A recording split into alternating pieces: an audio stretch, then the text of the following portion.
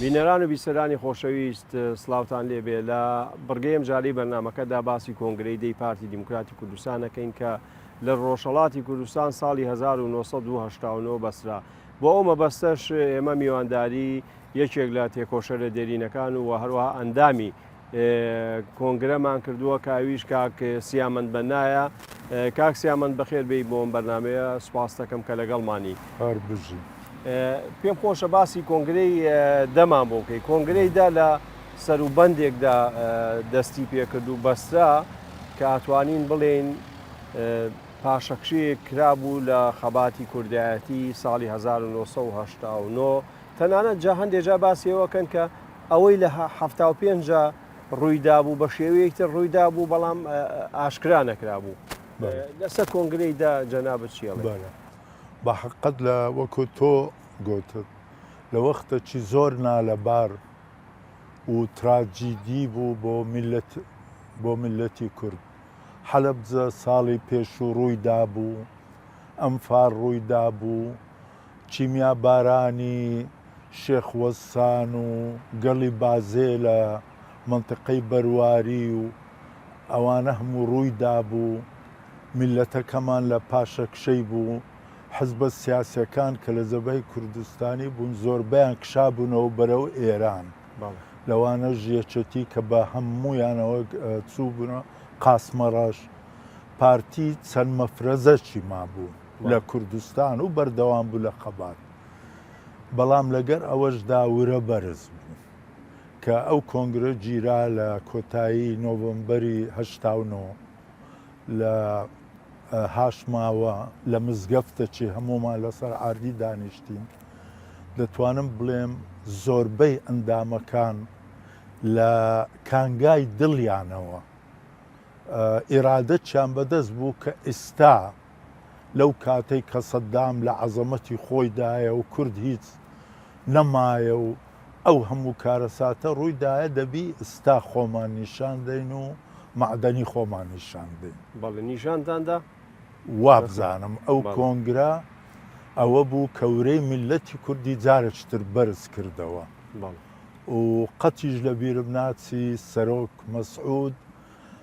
من خۆم بەختەوەر بووم هەڵبژاردرام بە ئەندامی بەڕێوەبەرایەتی مؤتەمەر لەگەر شێخڵڵا و هەزار ڕەحمەتی لێبی فەلەکەدین کاکەیی و عوسمانی قادر منەوەر زۆر بەختەوەر بووم هەندێک لەو جەلساتەم ئیدارە دەکرد و بەڕێوە دەبرد ئاخر جەلسە کە کۆنگرە تەواو و هەڵبژاردن جێبەجێ کرا و هەموو شتێک کاک مەسعود وتارێکی دا کۆتایەکەی ئەوە بوو گوتی کۆنگرەی داهاتوو لە کەرکووک دەبەستین بووە هەڵڵاو چەپرە لێدان و یعنی ورەی هەموومانی پێبەرز کردەوە فعلەن پاش 5 ساڵ بەران لە کەرکووک نەبوو لە هەولێرمان کۆنگرە 11مین بەست ئەنجا ئەو کۆنگرە دەورەی زۆر کاریگەرە باشە ئەگەر باسی خاڵە گرنگەکانی کۆنگرە ینی باسی چی کرا چی گۆڕا چی تازاتە پێشەوە بڕیاری چیتاندا لەسەر شتە گرنگەکانی بەداهات و گەورەترین گۆڕانکاری ئەوە بوو مادە 5 کە دەرێ پارتی دیموکراتی کوردستان بە ڕێنمایی نەزەریەی علمی واتە مارکسیەت ئیشی خۆی دەکا و کاری خۆی دەکا و بەو ڕێگایەوە ئەڕوا لا بردرا بە زۆرینەی دەنگ مەزموعەتی بەبیرم دێکە مارکسی بوون و لەوە بە تایبەتی محەممەد مەلاقادر و مەزموعەتر زۆریان پێناخۆش بوو یەک دووەک دەستیان بە گریانیش کرد لە کۆنە مارکسیەکان ئەوەی سکرتێری حزب کە لە کاتی دامەزراندنی حزب دائیمەن کەسایەتێکی دیار و ناسرا و سکرتێری حزب بووە و کاریگەری ڕۆژانەی حزبەکەی بەدەست بووە ئەو پۆستە لا بردرا ئەو کاتە سکرتێر کاک عەلی عەبدوڵڵا بۆ هەزار ڕەحمەتی لێبی بەرە ئەو لە ساڵی هێشتاوە ئیتر سکرتێر بوو سکرتێری حزب بوو چی لە جێگەی ئەودان کرا بە جێگری سەرۆک لە جیاتی سکرتێری حزب پۆستی سکرتێری مەکتەبی سیاسی دۆزراوە ئەنجا ئەو وەختە کاک فازڵ میرانی ئەو پۆستەی وەرگرت ئەوە گۆڕە طبعاً لەو کۆنگرە دووسێشتی تریش هاتە پێشێ دیاربوونی ڕۆڵی کاگنێچیربان بارزانی کە هاتە پێش ئەوە یەکەمین کۆنگرە بوو کە بەشداری تەواوی لێ کرد و دەتوانم برێم لە کۆتایی هەڵبژاردن بەرزترین دەنجی وەرگرت لەبیرم ناسم کە من وەکو دەرەی لەوەی بەڕێوەبەرایەتی بووم لە کۆمەڵی 256 دەنگ 196 دەنجی دەرمێنە. ئەی ئەگەر باسی پەیڕە و پرۆگرامی پارتی بکەین استراتیژیەتی پارتی دروشمەکانی پارتی ئەوانەوەکو خۆی مایەوە یاخود گۆڕانکاری لەو شتانەیە کرد جگە لە لابرنی مادە 5 بەڵێ زۆربەی مادەکانی تر وەکو خۆیانمانەوە بەرام وەکوبرەی تەرکیز کرایە سەر یەک دوو مادە بە تایبەتی قزەی ئەعلام و قزەی شەڕی پارتیزانی کە دەبی بە ئاخر هەتا ئەو وەختەی و وەختی ئەمفال وەکو برەی پارتیمان لە ناوەندی شێستەکانەوە شەڕی تەقریبەن جەبهەیی دەکرد زۆر لەو هەرێم و شوێن و دەڤەرانە لە بندەستی پارتیماندا بوو زەیشی عێراقی وا بە درندانە وا بە ژمارەیەکی یەکجار زۆر وا بزانم 3 فەیلق بەشدار ببوون و هەر لە کوردستانی ژمابوونەوە ئیتر بەحسی جەخت لەسەر ئەوەی کرا کە تازە ناتوانین بەرەنگاریان بکەین و سەیتەرە سەر مەنتقە دەبی ببتە مەفرەزە بۆ ئەوەش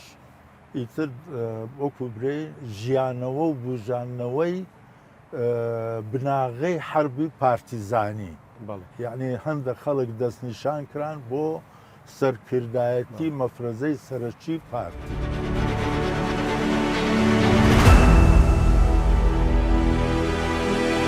مامۆستا تۆ باسی ئەوەت کرد ئایا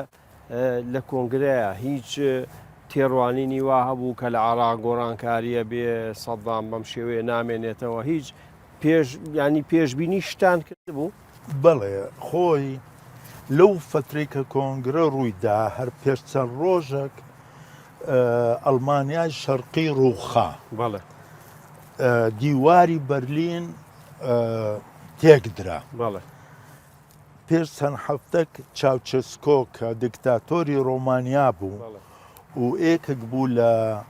نمونونەکانی کە سەدام بە دوای دەڕۆی و تەقلیدی دەکرد گیرا و ئەعدام کرا دووبارە بێتەوە ئەمە دڵمان بەوەی خۆش بوو بەو تەحلیلەی کە دنیا بەرەو گۆڕانکاریەکی سەرەتا دەچی کە دەوری دیکتاتۆریەت و حکمی فەردی و پۆلیسی نامێنێت کەواتە ئەمانە بۆ ئێوە ینی وەکو بەرچاوڕوونیەک بوو کە گۆڕانکاریە بێ لە عێراقا بەڵێ ئەمە دڵی مای خۆش کرد کە لەو کاتێک کە سەدام بڕوای وابوو ئەو جەنگەی بردیتەوە و جەیشەکی هەیە 1 ملیۆنی و هەموو دنیا پشتی دەگری و کورد هیچ نییە و نەمایە کە ئەو هومێدە و پەیدا بیت ما بەسم لە کۆنگرە ئەم شتانە باز کرا باز دەکرا باشە زۆر بە باشی باز دەکرا باشە کاکسیامان زۆر جار باسی ئەوە کرێکاڵێن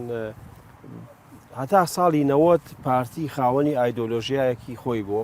ئێوە لە کۆنگرەیە باسی ئایدۆلۆژیاتان کرد لەسەر چ ڕێڕەوێگە ڕۆیشتن لەوێ ئێوتر کە ئەو مەسەلەی مارکسیەت و شتتان لابرد کەواتە ڕووتان کردە چ ئایدۆلۆژیایەک بەرە خۆی وەکو خۆت دەزانی پارتیەکی سۆشیالی زۆربەی ئەوەکەی سۆشیالی نەتەوەیی بووە دامەزراندنەکەی لەسەر دەستی چەند کەسەکی مارکسی بووە کە باکراوند و مێژوویان لە حزبی شیوعی عێراقی دەستی پێکردووە سەرۆکایەتی بارزانی نەمر کە ساڵی 46 ببووە ئاڵا و ڕەمزی میلەتی کورد بە ئازایەتی و بە نەتەوایەتی و بەدانانی وەکو برەی خەتی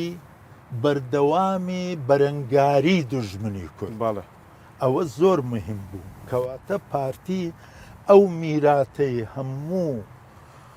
ئەو داستان و بەرەنگاری و شەڕەکانی قرنی 20 حتا بابرێن ساری 46 ئەوە بۆ میراتێک بەدەستی پارتی زۆربەی ئەندامەکان لەو بڕواایە بوون کە پارتی ڕوح و جەرجی ئەو میلەتەیە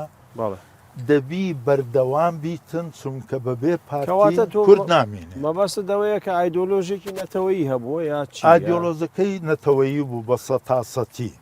شتەکە نەتەوەیی بوو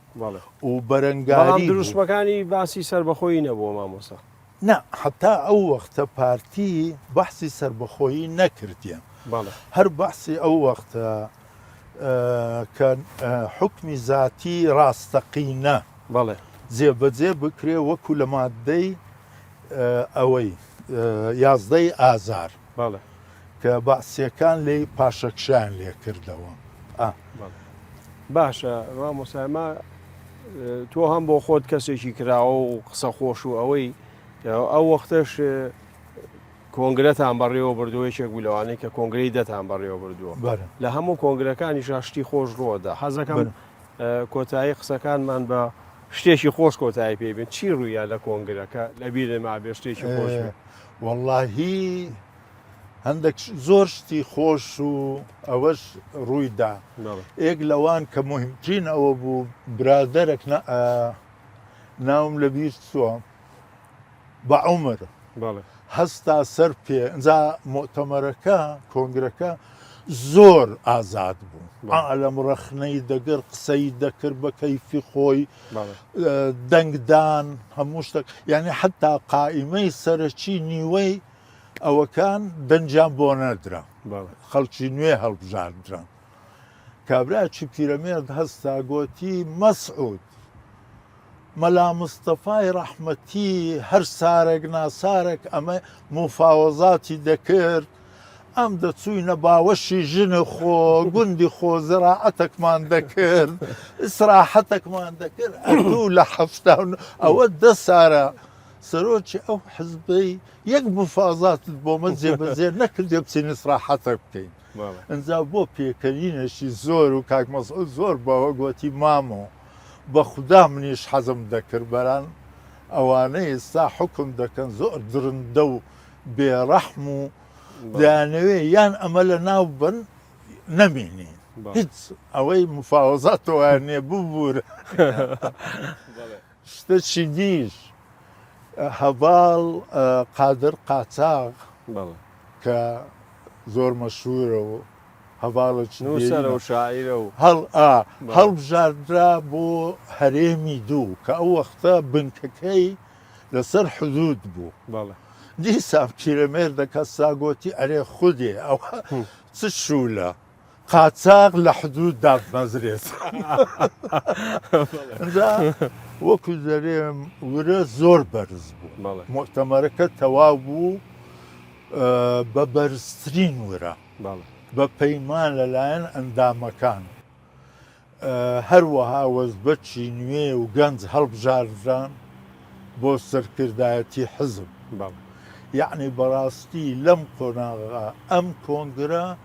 دەتوانی برەی ورەی نەکرد کۆنگرەیەکی سەرکەوتوو بوو بەگشتی یعنی ورەی میلەتی هەموو بۆ ژاندەوە زۆر سپاس دەکەم کاکسیامان کە لەگەڵمان بوویت سەرکەوتوو بی تەمەندرێژ و لە هەربژی بینەرانی خۆشەویست بەم شێوەیە هاتینە کۆتایی بڕگەی ئەم جارە و لە بڕگەی داهاتوودا لەگەڵ کەسایەتی